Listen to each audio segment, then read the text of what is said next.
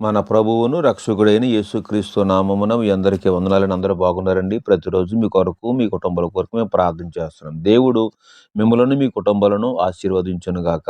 ఆమేన్. ఈరోజు దేవుని యొక్క వాక్యాన్ని చదువుకుందాము. మార్కు సువార్త 4వ అధ్యాయము 20వ వచనం మనం చదువుకుందాం. నాతో కలిసి బైబిల్ తీసి చదవండి. మంచి నేలను విత్తబడిన వారెవరనగా, వాక్యము విని దానిని అంగీకరించి 30 60 100 ఫలించువారని చెప్పాను.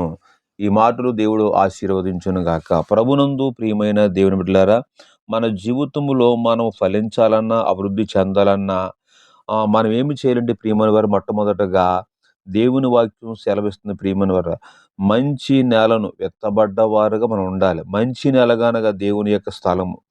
దేవుని యొక్క స్థలములో దేవుని యొక్క వాక్యాన్ని వినాలి. వినటమే కాదు, వాక్యాన్ని మనం అంగీకరించాలి. ఎప్పుడైతే దేవుని వాక్యాన్ని విని అంగీకరించగలుగుతూ ఉంటామో, ఆ వాక్యము మనం అంగీకరించిన తర్వాత మన యొక్క జీవితాల్ని 30 100 మన జీవితాన్ని ఫలింపచేస్తూ ఉంటాది. గనుక దేవుని వాక్యం వినండి, దేవుని వాక్యాన్ని అంగీకరించండి.